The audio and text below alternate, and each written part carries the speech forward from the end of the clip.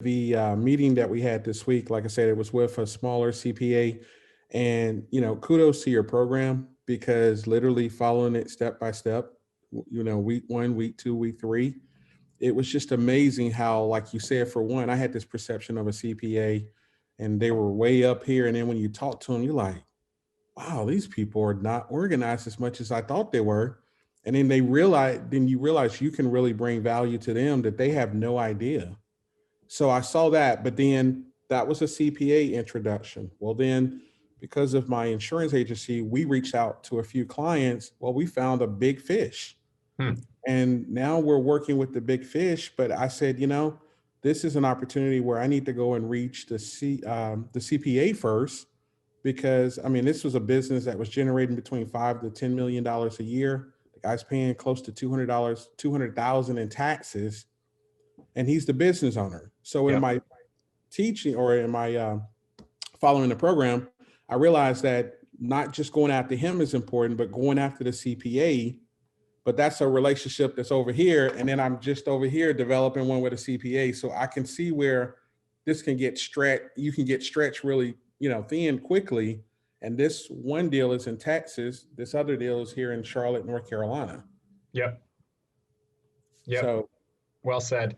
Yep. And I think you're spot on there. And I think the goal is to understand that that dance exists between working with the current client and making sure you're not taking kind of your eye off the ball there, because you have the opportunity to close the business, but simultaneously you also now are constantly getting introduced to, like, you got the golden egg, but you also got the goose. right. Goose is your medium and long-term play, but the goose is not going to feed you tomorrow or next week. So you kind of got to play that transition where you still need to kind of bring in and service those new opportunities you're getting from, like, the client that you referenced, Mm-hmm. while spending the time and energy today, recognizing that it's going to take time to develop and feed that goose until it's going to start producing. But that's kind of the opportunity and the challenge. And I find that that's one of the biggest things that kind of results in frustration for advisors is they can't manage those both simultaneously. So, like, they're used to kind of eat what you kill and focus on the prospect, and that takes priority.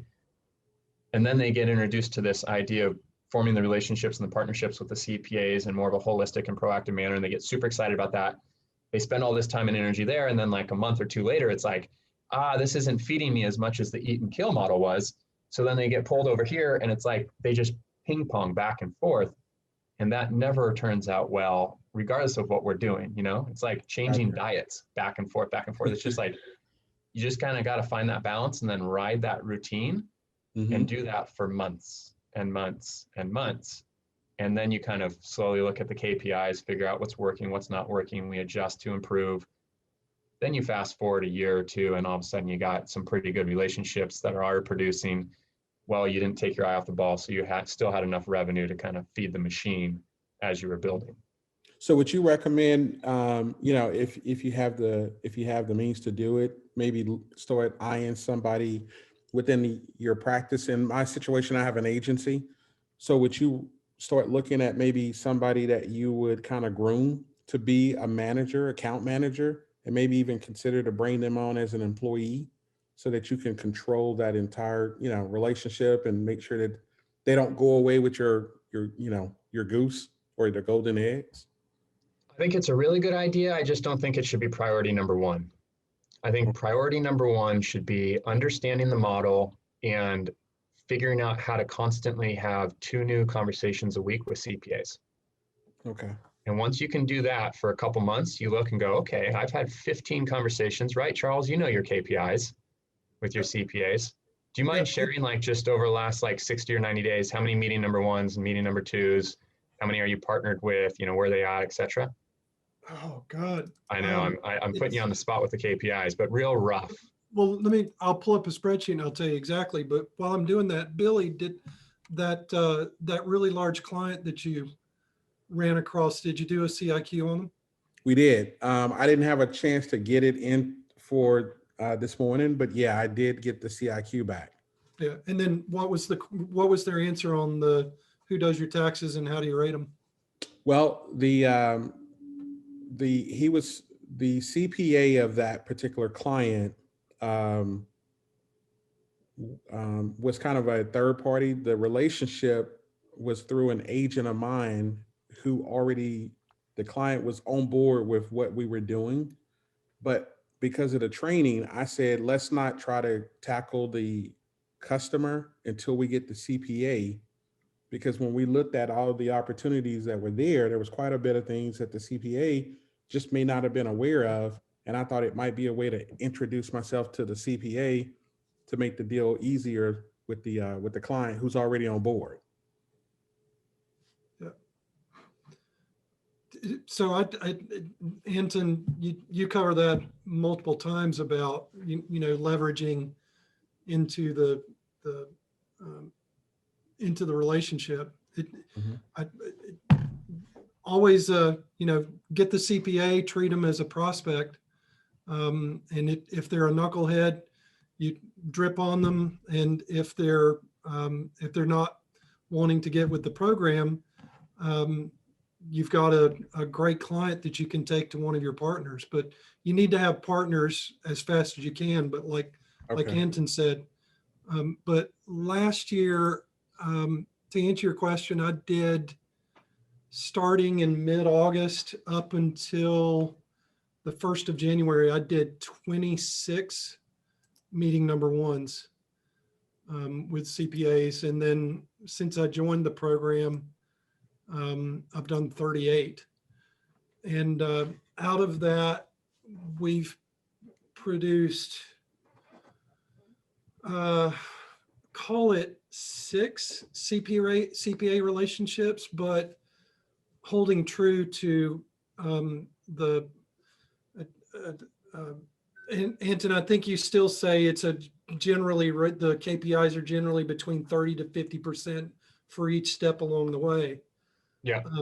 So holding true with that, we've got 3 that are right now active with us, and 2 fell off, and 1, like, just in the first few meetings after investing a noticeable amount of time, just said, yeah, I don't think this is good for me. I think I'm just going to coast until I retire. Yep. So yeah, I mean, those ratios, that I think there's a YouTube video that you have that lays out the pipeline and shows those numbers. Yeah. That YouTube video is spot on with my experience. Yeah. Good. Yeah. Key performance indicators is what KPI stands for. And it basically is, it's similar with like a batting average. Like, if you told me how many times you got up at bat, I could roughly give you an idea what a strong, on base percentage is versus, it's basically just a way for me to look and go, okay, so Charles, you had 26 meeting number one since August, and we can do the math on each step. And if he had, we'll call it like 10 or 15 that he told me like, yeah, they're all active and they're great partnerships, I tell him you're probably not qualifying them well enough, because there's too many that are saying yes. You're not going to get enough business from those, because they're just telling you what you want to hear and you're not diving deep enough. Likewise, if he had said I have 0 or 1, I'd be like, okay, let's dive into the actual numbers of each step, meeting number 1, meeting number 2, the engagement. And because something's not going well, like you're losing too many somewhere along the way, there's leakage in the pipe. So show me each turn of that pipe and I'll tell you exactly where the weakness is. And like he just said very clearly, 6 relationships, right? 6 that said, yes, I want to work with you. That doesn't mean 6 producing fruit. So Billy, don't slow down when you get 3 or 4 that say yes, because the reality is you want to keep, that's why I said, don't stop when you get 3 or 4. I said, stop or like slow down when you have too much business to handle.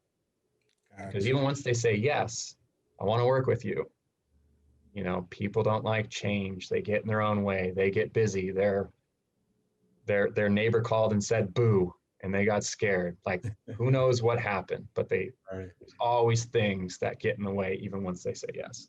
So thanks for sharing that, Charles. Appreciate it.